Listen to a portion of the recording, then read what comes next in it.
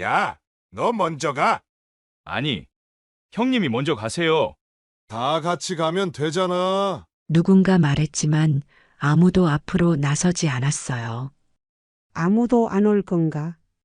봄비가 내리는 목요일 아침, 쌍문동 시장은 평소와 다름없이 분주했어요.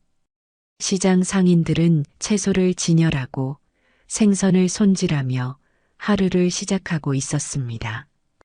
그런데 시장 입구에 평소엔 보기 힘든 검은 승용차 세 대가 나란히 정차했죠. 차에서 내린 사람들은 모두 검은 정장을 입고 있었어요. 누가 봐도 조폭이라는 걸 알 수 있는 차림새였습니다. 그들은 시장 안으로 천천히 걸어 들어갔어요. 이제부터 쌍문동은 창동 수제비파 구역이다. 알아들었나? 앞장선 남자가 큰 소리로 외치자 시장 상인들이 놀라 고개를 들었죠. 조폭들은 시장 안으로 더 깊숙이 들어갔어요. 그들의 걸음걸이에는 자신감이 넘쳤습니다. 중간중간 가게마다 들러 협박을 하거나 물건을 함부로 만지며 위협하는 모습이었어요. 월초마다 보호비 받으러 올 테니까 준비해 두라고. 상인들은 공포에 질려 말없이 고개를 끄덕였죠. 누구 하나 대들 엄두를 내지 못했습니다. 그때였어요. 조폭들이 시장 중앙에 있는 작은 식당 앞에 도착했을 때 한 할머니가 가게에서 나오셨습니다. 할머니는 70대 후반쯤 되어 보였어요. 허리는 약간 굽었지만 눈빛만큼은 또렷했죠. 손에는 빗자루를 들고 계셨어요.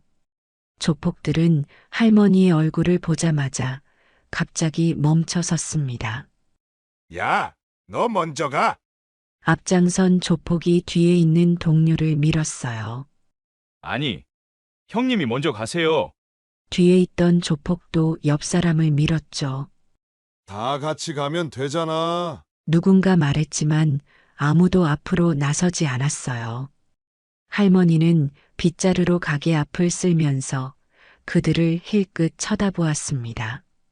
그 눈빛에 조폭들은 더욱 움츠러들었어요. 왜 이런 상황이 벌어진 걸까요? 실은 그 할머니 정의자 여사는 30년 전 쌍문동을 주름잡던 전설의 쌍문동 청국장파 두목이었던 겁니다. 지금은 은퇴해서 조용히 청국장 식당을 운영하고 있었지만 그 시절을 알고 있는 사람들에게 정의자 여사의 이름은 여전히 두려움의 대상이었어요. 조폭 중 한 명이 머리를 극적이며 죄송하다고 말하고는 그냥 지나가는 길이었다고 둘러댔어요. 그렇게 말하고 조폭들은 슬금슬금 뒷걸음질 치기 시작했죠. 정의자 여사는 그저 빗자루질을 계속하면서 미소를 지었어요. 청국장 한 그릇 먹고 가라는 할머니의 제안에 조폭들은 서로 얼굴을 쳐다보았습니다. 그들은 감사하다며 다음에 오겠다고 허리를 90도로 숙여 인사하고 황급히 그 자리를 떠났습니다. 시장 상인들은 어리둥절한 표정으로 그 광경을 지켜보았어요. 조금 전까지 온 시장을 휘젓던 조폭들이 한 할머니 앞에서 꼬리를 내린 채 도망치다시피 사라진 것이니까요. 옆 가게 주인이 무슨 일이냐고 묻자 정의자 여사는 빗자루를 내려놓으며 자신도 모르겠다고 아마 자신이 늙어서 무서워 보이나 보다고 담담하게 대답했어요. 그렇게 말했지만 할머니의 입가에는 작은 미소가 맴돌았습니다. 창동 수제비파의 부두목 강철웅은 사무실로 돌아와 소파에 털썩 주저앉았어요. 얼굴은 창백했고 등줄기에 식은땀이 흐르고 있었습니다. 두목 백진호가 어떻게 됐냐고 물었죠. 강철웅은 떨리는 목소리로 쌍문동에 문제가 있다고 보고했어요. 전설의 쌍문동 청국장파 이야기를 꺼내자 백진호의 눈이 커졌습니다. 그가 아직도 있냐며 놀라워했고 강철웅은 고개를 끄덕였어요. 백진호는 의자에서 일어나 창문 쪽으로 걸어갔죠. 그는 이 바닥에 발을 들인 때부터 전설로 전해 내려오는 이야기라며 쌍문동 청국장파와 두목 정의자에 대해 언급했어요. 강철웅이 지금은 할머니가 되셨다고 덧붙이자 백진호는 깊은 생각에 잠겼습니다. 어떻게 할 것인지 물어보는 강철웅에게 백진호는 일단 쌍문동은 건드리지 말고 다른 동네부터 차근차근 해나가자고 결정했어요. 강철웅은 의아한 표정을 지었죠. 그저 노파일 뿐인데 왜 그러냐고 물었지만 백진호는 손을 들어 그의 말을 끊었어요. 너가 모르는 게 있어. 쌍문동 청국장파는 그냥 조폭이 아니야. 백진호의 표정이 심각해졌어요. 무슨 뜻이냐는 강철웅의 질문에 백진호는 30년 전으로 거슬러 올라가는 이야기를 시작했습니다. 30년 전 쌍문동은 각종 범죄의 온상이었어요. 여러 조직들이 구역을 나눠 장악하고 있었고 주민들은 그들의 횡포에 시달렸습니다. 그때 한 작은 청국장 가게가 있었죠. 주인은 당시 40대 초반의 정의자였어요. 남편을 일찍 여의고 혼자 청국장 가게를 운영하며 어린 아들을 키우고 있었습니다. 어느 날 조폭들이 그녀의 가게에 와서 보호비를 요구했어요. 이번 달부터 보호비가 올랐다며 50만 원을 내놓으라고 했죠. 정의자는 그럴 돈이 없다고 고개를 저었어요. 장사도 잘 안 된다고 했더니 조폭은 음흉한 웃음을 지으며 다른 방법으로 갚으면 된다며 그녀의 어깨에 손을 올렸습니다. 정의자는 그 손을 뿌리치며 손 치우라고 말했어요. 조폭이 화를 내며 손을 들었을 때 정의자의 손에 들린 국자가 번쩍였습니다. 뜨거운 청국장이 조폭의 얼굴에 그대로 끼얹어졌고 그는 얼굴을 부여잡고 쓰러졌어요. 그의 동료들이 달려들었지만 정의자는 주방에서 손에 잡히는 대로 도구를 집어 맞섰습니다. 놀랍게도 그날 정의자는 혼자서 조폭 5명을 물리쳤어요. 물론 그녀도 많이 다쳤지만 그 사건은 쌍문동 전체에 충격을 주었습니다. 소문은 빠르게 퍼졌고 곧 다른 상인들도 정의자를 찾아왔어요. 그들도 조폭들 때문에 너무 힘들다며 도움을 요청했죠. 처음에 정의자는 거절했지만 점점 더 많은 사람들이 도움을 요청했어요. 특히 그녀처럼 혼자 가게를 운영하는 여성 상인들이 많았습니다. 결국 정의자는 함께 맞서보자고 결심했어요.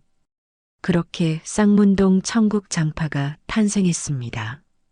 처음에는 자신들을 보호하기 위한 방어적인 모임이었지만 점차 적극적으로 조폭들을 쫓아내기 시작했어요. 정의자의 전략은 단순했어요. 조폭들이 약한 사람들을 괴롭히는 것처럼 그들도 조폭들을 괴롭히는 것이었죠. 다만 차이점이 있다면 그들은 조폭들에게만 그렇게 했고 일반 주민들에게는 항상 친절했습니다.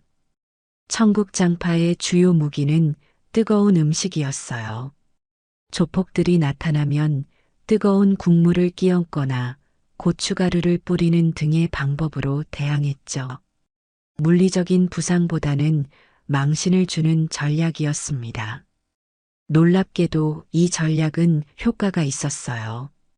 조폭들은 점점 쌍문동을 피하기 시작했고 1년도 채 되지 않아 쌍문동은 조폭이 없는 평화로운 동네가 되었습니다.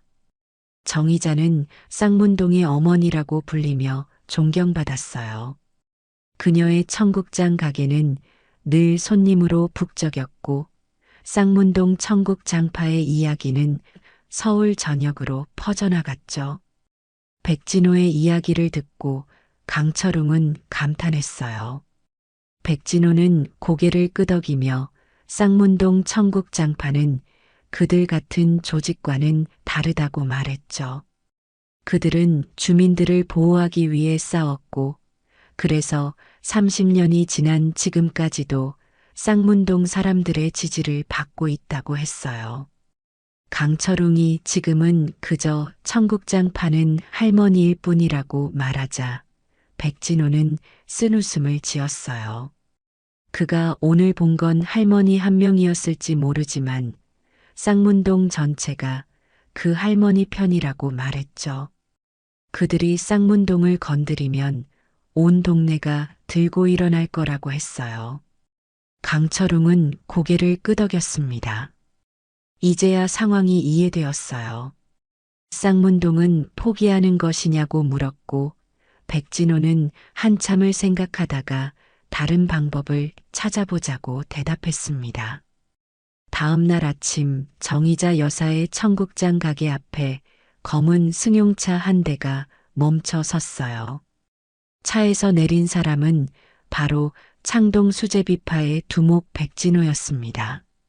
정의자 여사는 가게 앞을 쓸다가 그를 보고 잠시 빗자루질을 멈췄어요. 어서 오라며 무슨 일이냐고 물었고 백진호는 공손하게 허리를 숙여 인사하며 자신을 소개했죠. 정의자 여사는 그가 누구인지 알고 있었어요. 창동 수제비파 두목이라고 말했죠. 백진호는 놀란 표정을 지었고 어떻게 알았냐는 질문에 정의자 여사는 이 동네에서 30년을 살았으니 모르는 게 없다고 미소 지으며 대답했어요. 백진호는 시간을 내줄 수 있느냐며 할 이야기가 있다고 했고 정의자 여사는 고개를 끄덕이며 들어오라고 했어요. 막 청국장을 끓였으니 한 그릇 대접하겠다고 했죠. 백진호는 정의자 여사의 가게로 들어갔어요. 가게 안은 소박했지만 깨끗했고 청국장 냄새가 진하게 풍겼습니다. 정의자 여사는 백진호에게 청국장을 한 그릇 내왔고 이야기는 식사 후에 하자고 말했어요. 백진호는 청국장을 한 숟가락 떠먹고 눈을 크게 떴어요. 정말 맛있다며 감탄했고 정의자 여사는 30년 동안 매일 끓였으니 맛이 없을 수가 없다며 웃었어요. 백진호는 순식간에 청국장을 비웠고 정의자 여사는 그에게 더 담아주었죠. 두 그릇을 더 비운 후에야 백진호는 숟가락을 내려놓았어요. 정말 맛있었다며 이런 맛은 처음이라고 말했죠. 정의자 여사는 그의 앞에 앉아 무슨 이야기를 하고 싶었는지 물었어요. 백진호는 잠시 망설이다가 사실 쌍문동을 접수하려고 했지만 여사님의 존재를 알게 되어 생각을 바꾸게 되었다고 고백했어요. 정의자 여사는 그걸 알고 있었다고 담담하게 대답했고 이제 어쩌려고 하냐고 물었죠. 백진호는 깊게 숨을 들이쉬고는 제안을 했어요. 그들이 쌍문동을 건드리지 않는 대신 청국장 비법을 가르쳐 달라고 부탁했습니다.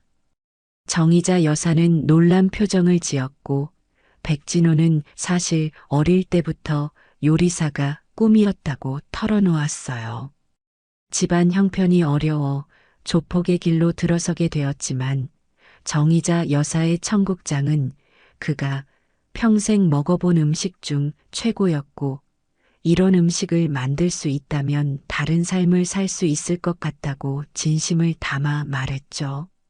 정의자 여사는 그를 유심히 바라보며 왜 하필 청국장이냐고 물었어요. 백진호는 조금 부끄러운 듯 어머니가 청국장을 정말 좋아하셨는데 어렸을 때 돌아가셨고 마지막으로 드시고 싶어 하신 게 청국장이었지만 제대로 된 청국장을 구하지 못했다고 고백했습니다. 정의자 여사의 눈빛이 부드러워졌어요. 한참을 생각하다가 좋다고, 하지만 한 가지 조건이 있다고 말했죠. 그의 조직원들이 더 이상 약자를 괴롭히지 않는다는 약속이 필요하다고 했어요. 백진호는 잠시 망설였지만 이내 고개를 끄덕이며 약속했고, 정의자 여사는 만족스러운 표정으로 미소 지으며 내일부터 수업을 시작하자고 했습니다.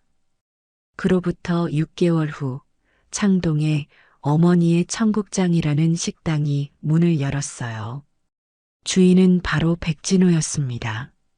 그는 창동 수제비파를 해체하고 모든 조직원들에게 새로운 일자리를 제공했죠.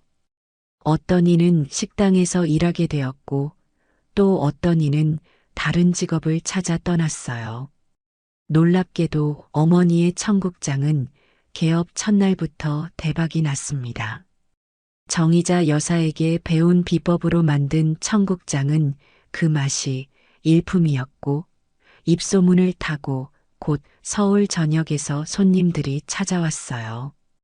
백진호는 매일 아침 가장 먼저 가게에 나와 불을 지피고 밤늦게까지 주방을 지켰죠. 그의 얼굴에는 항상 행복한 미소가 번졌어요. 정의자 여사는 가끔 어머니의 청국장을 찾아와 백진호의 요리를 맛보았습니다. 그녀는 그가 잘하고 있으며 이제 스승을 뛰어넘었다고 칭찬했어요. 백진호는 쑥스러운 표정으로 그렇지 않다고, 여사님의 발끝에도 못 미친다고 고개를 저었죠. 정의자 여사는 웃으며 겸손까지 배웠냐고 말했고, 백진호는 진지한 표정으로 감사 인사를 전했어요. 자신의 인생을 바꿔줘서 고맙다고 했죠. 정의자 여사는 부드러운 미소를 지으며 사람은 누구나 변할 수 있고 중요한 건 그 변화를 위한 용기를 갖는 것이라고 말했습니다. 백진호는 고개를 끄덕였어요. 1년 후 어머니의 청국장은 프랜차이즈로 확장되어 서울 곳곳에 분점을 열었어요. 백진호는 성공한 사업가가 되었고 과거 조폭이었던 이력은 점차 잊혀져 갔습니다. 더 놀라운 변화는 창동과 쌍문동에서 일어났어요. 두 동네의 범죄율이 크게 감소했고 주민들은 더 이상 조폭의 위협 없이 평화롭게 살 수 있게 되었죠. 백진호는 수익의 일부를 지역사회에 환원했어요. 특히 어려운 환경의 아이들을 위한 요리 교실을 열어 자신과 같은 꿈을 가진 아이들에게 희망을 주었습니다. 정의자 여사는 여전히 쌍문동에서 작은 청국장 가게를 운영하고 있었어요. 나이가 들어 몸은 더 약해졌지만 그녀의 의지만큼은 여전히 강했죠. 어느 날 백진호가 정의자 여사의 가게를 찾아왔어요. 그는 어머니의 청국장의 명예회장이 되어달라는 제안과 함께 그녀의 이름으로 장학재단을 만들고 싶다고 말했습니다. 정의자 여사는 놀란 표정을 지었어요. 그런 큰 자리를 자신이 어떻게 한다며 주저했지만 백진호는 여사님이 아니면 안 된다고 단순히 청국장 비법만 가르쳐 준 게 아니라 삶의 방향을 바꿔줬다고 진지하게 말했죠. 정의자 여사는 잠시 생각에 잠겼다가 미소를 지으며 좋다고 했어요. 하지만 한 가지 조건으로 자신의 가게는 그대로 유지하고 계속 청국장을 끓이고 싶다고 했죠. 백진호는 환하게 웃으며 약속했어요. 그렇게 정의자 여사는 어머니의 청국장 명예회장이 되었고 정의자 장학재단이 설립되었어요. 장학재단은 특히 한부모 가정의 자녀들을 위한 지원에 초점을 맞추었죠. 5년 후 쌍문동 시장 앞에 또다시 검은 승용차들이 나타났어요. 하지만 이번에는 조폭이 아니라 정의자 여사의 80세 생일을 축하하기 위해 모인 사람들이었습니다. 백진호를 비롯한 어머니의 청국장 직원들, 장학생들, 그리고 쌍문동 주민들이 모두 모여 그녀의 생일을 축하했어요. 정희자 여사는 감동의 눈물을 흘리며 이렇게 많은 사람들이 모여줘서 고맙다고, 자신이 뭐 대단한 일을 했다고 이러냐며 겸손해했죠. 백진호가 앞으로 나서서 여사님이 정말 대단한 일을 했다고, 한 사람의 인생을 바꾸는 것보다 더 대단한 일이 어디 있겠냐며 감사 인사를 전했어요. 여사님은 자신뿐만 아니라 이 자리에 있는 모든 사람의 인생에 영향을 주었다고 말했죠. 정희자 여사는 겸손하게 고개를 저으며 자신은 그저 할 수 있는 일을 했을 뿐이라고 말했어요. 백진호는 크게 고개를 저으며 그렇지 않다고, 여사님은 용기를 가지고 맞서고 관용으로 자신을 받아주었으며 그 용기와 관용이 모든 변화를 만들어냈다고 말했습니다. 정희자 여사는 감동의 눈물을 흘리며 모두에게 고마움을 표했어요. 그날 밤 쌍문동 시장은 웃음소리와 박수소리로 가득 찼습니다. 사람들은 축하 노래를 부르고 정희자 여사를 위한 큰 케이크를 자르며 축하했어요. 어린 장학생들은 정성스럽게 준비한 편지를 읽어주기도 했죠. 할머니 덕분에 요리사의 꿈을 키울 수 있게 되었다며 감사 인사를 전하는 초등학생의 떨리는 목소리에 모두가 감동의 박수를 보냈습니다. 축하연이 무르익을 무렵 백진호는 특별한 선물을 준비했어요. 그것은 정희자 여사의 젊은 시절 남편 그리고 어린 아들과 함께 찍은 흑백 사진과 금빛 목걸이였습니다. 정희자 여사는 어떻게 이 사진을 구했냐며 놀라워했고, 백진호는 그녀의 아들을 찾아 연락했다고, 지금은 미국에 살고 있으며 내일 아침 비행기로 도착할 예정이라고 말했어요. 정희자 여사의 눈에서 눈물이 쏟아졌어요.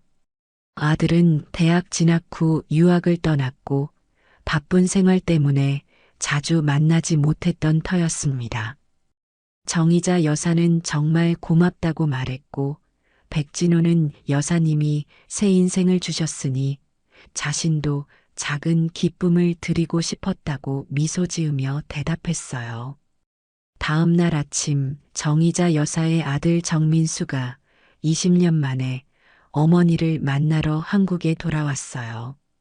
공항에서 어머니를 처음 본 순간 그는 달려가 어머니를 꼭 안았습니다. 그는 너무 보고 싶었다고 말했고, 정희자 여사는 아들의 얼굴을 어루만지며 눈물을 흘렸어요. 정민수는 백진호에게 고개를 숙여 인사하며 어머니를 위해 이런 일을 해준 것에 감사 인사를 전했어요. 백진호는 오히려 자신이 여사님께 평생 갚지 못할 빚을 지고 있다며 고개를 저었습니다. 정민수는 잠시 놀란 표정을 지었다가 이내 미소 지었죠.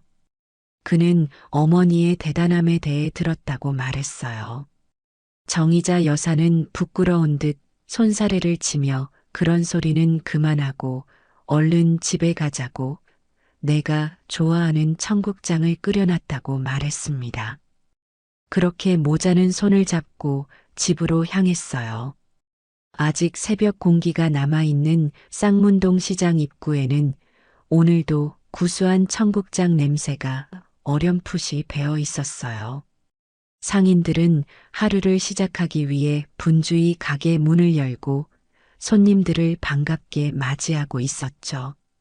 그리고 시장 골목 한편에는 정희자 광장이라는 작은 공원이 조성되어 해가 뜰 때마다 어김없이 사람들을 반기는 모습이었어요.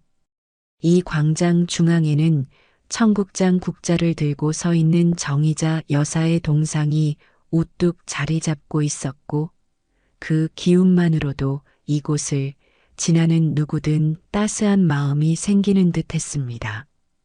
정의자 여사가 세상을 떠난 지도 벌써 10년이 흘렀어요.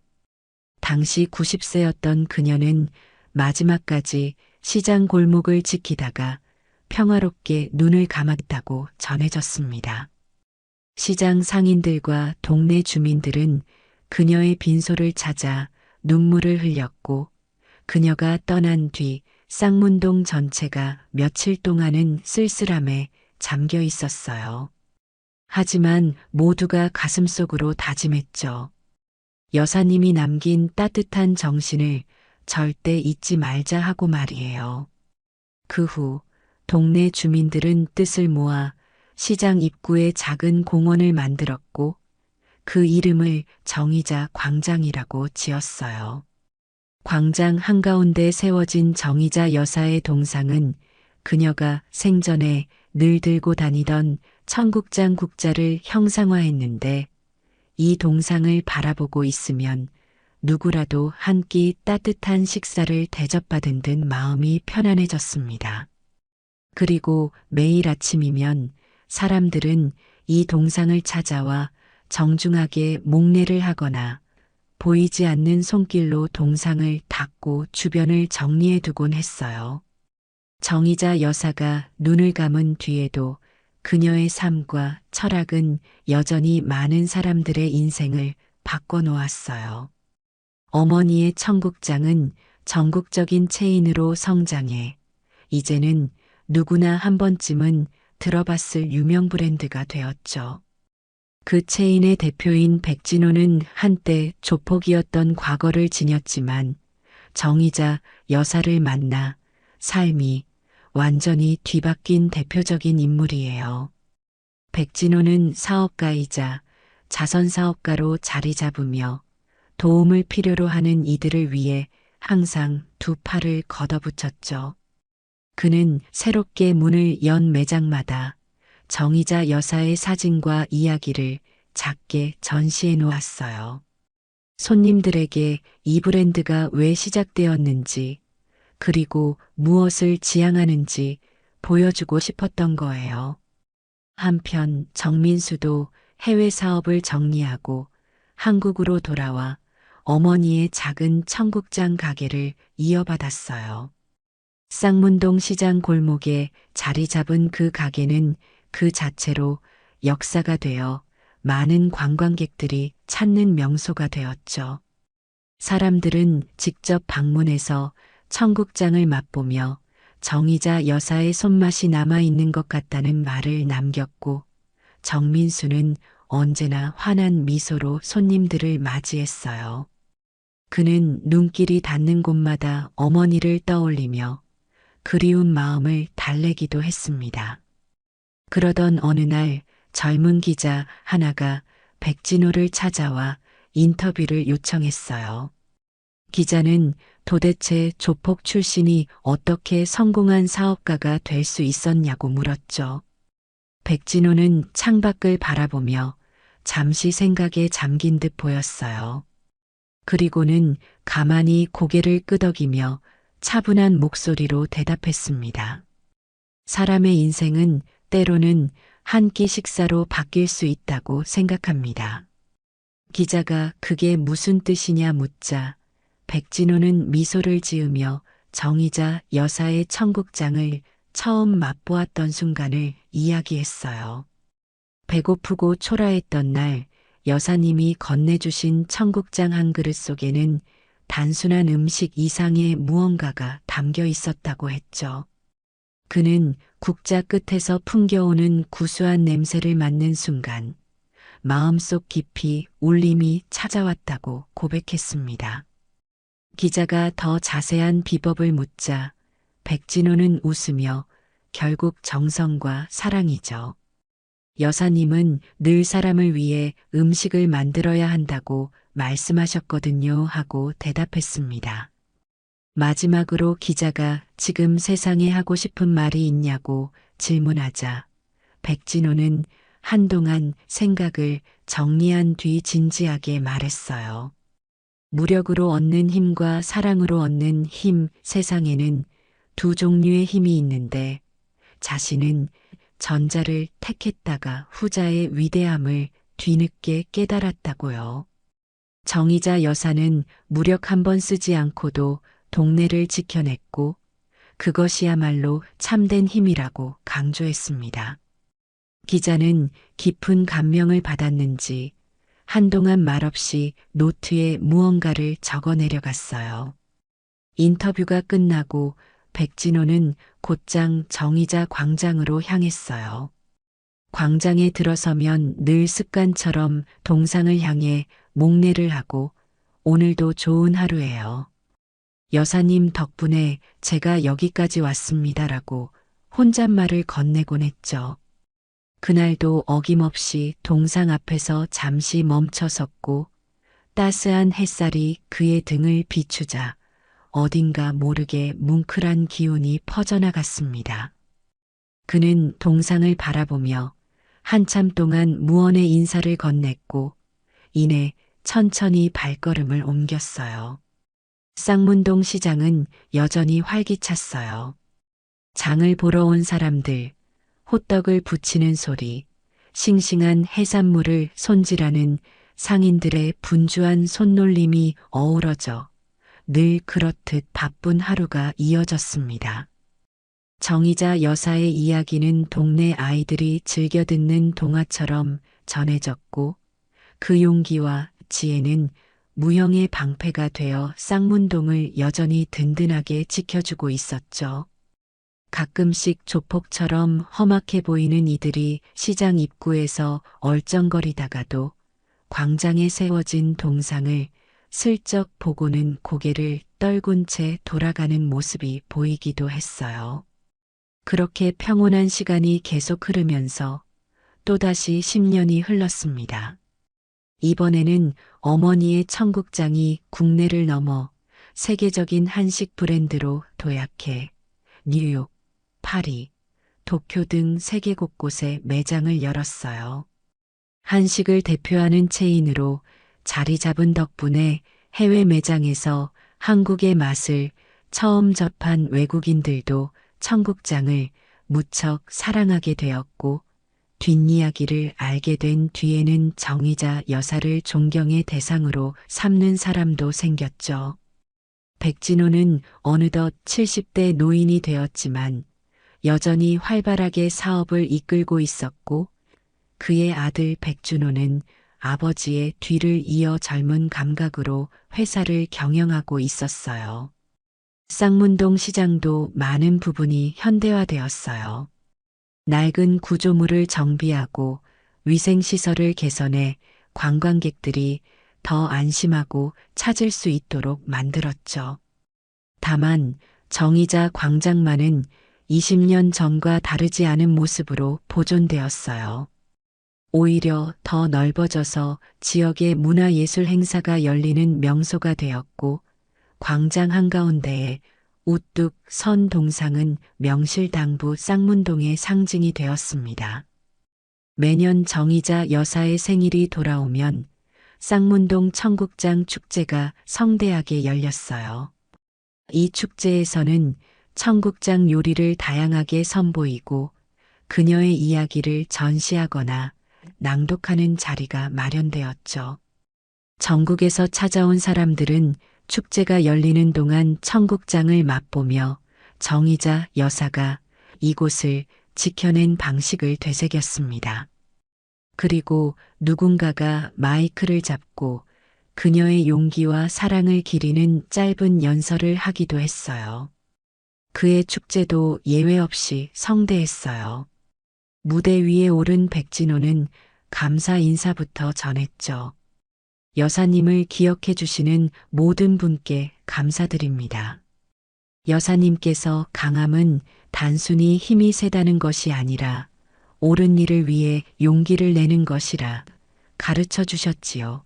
사람들은 크나큰 박수로 그의 말에 호응했고 백진호는 때때로 목소리가 떨리는 듯 했지만 끝까지 또렷하게 이야기를 이어나갔어요.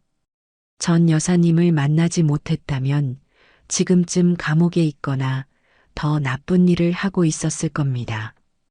그분은 저에게 두 번째 인생을 주셨어요. 축제는 밤늦게까지 계속되며 사람들 사이에 훈훈한 온기를 퍼뜨렸어요. 어느 가게에서는 따끈한 청국장 시식을 준비해 놓았고, 다른 곳에서는 옥수수전이나 꼬치 등을 곁들여 먹는 이들을 위한 작은 공연이 열리기도 했습니다. 아이들은 얼굴에 분장을 하고 뛰어놀았으며, 어른들은 청국장과 막걸리를 곁들여 화기애애한 분위기를 만끽했어요. 상인들은 예전엔 이런 거 상상도 못했는데 우리 시장이 이렇게 유명해지다니 하며 감개무량해했죠. 축제가 끝난 밤, 인파가 빠져나간 광장 한가운데 남은 사람은 백진호뿐이었어요. 그는 동상 앞에 작은 탁자를 놓고 직접 끓인 청국장을 올려놓았죠. 여사님, 이거 맛이 어떤지 궁금하시겠죠? 오늘은 제가 직접 정성껏 끓여봤습니다. 어두운 밤바람이 살랑거리며 그의 머리카락을 흩날렸고 백진호는 동상에 가만히 시선을 떨구었어요. 만약 여사님이 없었다면 저는 이렇게 산책하듯 자유롭게 걸어다니지도 못했을 거예요. 이 늦은 나이에 다시 한번 감사 인사를 드립니다.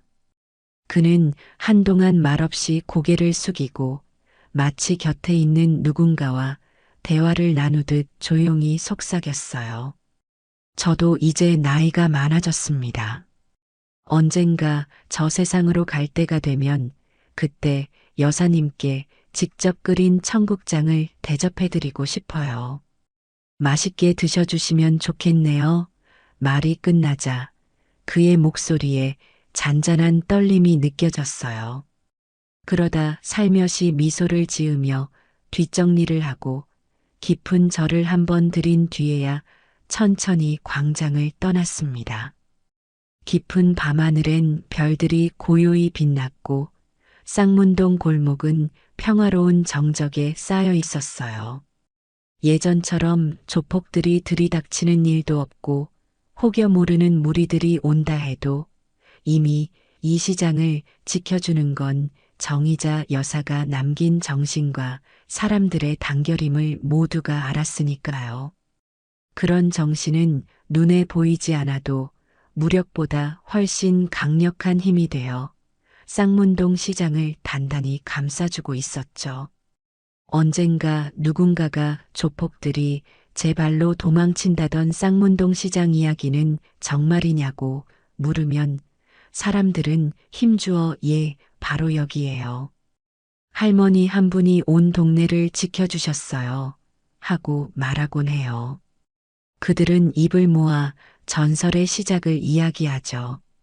시장 앞에 나타난 조폭들이 할머니 얼굴을 보자 서로 먼저 가라고 밀다가 결국 물러나게 됐다는 얼핏 우스꽝스럽지만 실은 한 사람의 용기와 사랑이 얼마나 많은 인생을 바꿀 수 있는지 보여주는 소중한 이야기라면서요.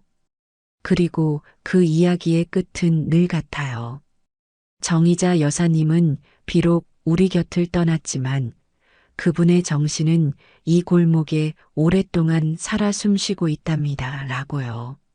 사람들은 이 전설이 앞으로도 쌍문동 시장의 자랑이자 힘이 되어줄 것이라 믿어 의심치 않아요. 광장 한가운데서 청국장 국자를 들고 환하게 서 있는 동상을 보는 순간 누구라도 마음이 편안해지고 겸손해지는 것을 느끼니까요. 아마도 이 쌍문동 전설은 계속 이어질 거예요.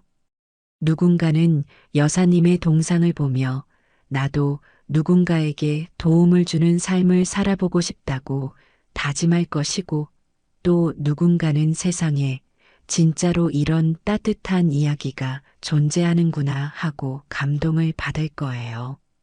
그리고 그 모든 생각은 다시금 다른 사람에게도 전해져 더 큰 선순환을 만들어낼 테죠.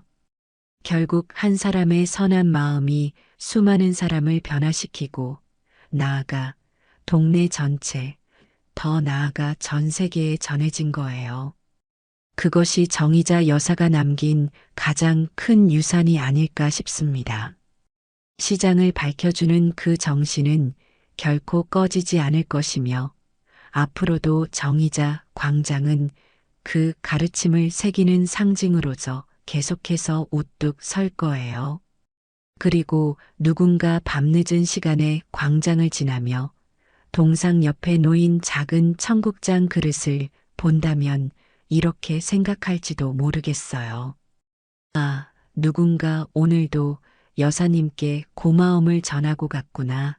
쌍문동의 전설은 그렇게 또 한 번 숨을 쉬며 사람들의 마음속으로 퍼져나갈 것입니다.